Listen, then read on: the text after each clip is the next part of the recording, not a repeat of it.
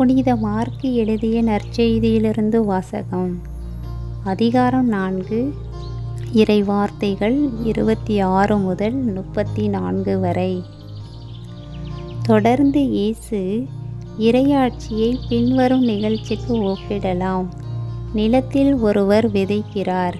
அவர் எதுவும் செய்யாமலே நாள்கள் நகர்ந்து செல்கின்றன. அவருக்கு தெரியாமல் விதை முளைத்து வளருகிறது. முதலில் தளிர், பின்பு கதிர், அதன் பின் கதிர் நிறைய தானியம் என்று நிலம் தானாகவே விளைச்சல் அளிக்கிறது.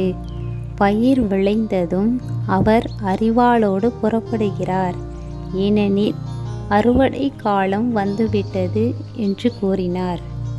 மேலும் அவர் இறையாட்சியை எதற்கு ஒப்பிடலாம் அல்லது எந்த உவமையால் அதை எடுத்துச் சொல்லலாம்?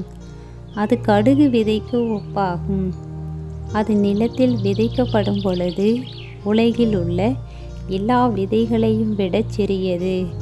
அது விதைக்கப்பட்ட பின் முளைத்தெழுந்து எல்லா செடிகளையும் விட பெரிதாகி வானத்து பறவைகள் அதன் நிழலில் தங்கக்கூடிய அளவுக்கு பெருங்கிளைகள் விடும் என்று கூறினார்.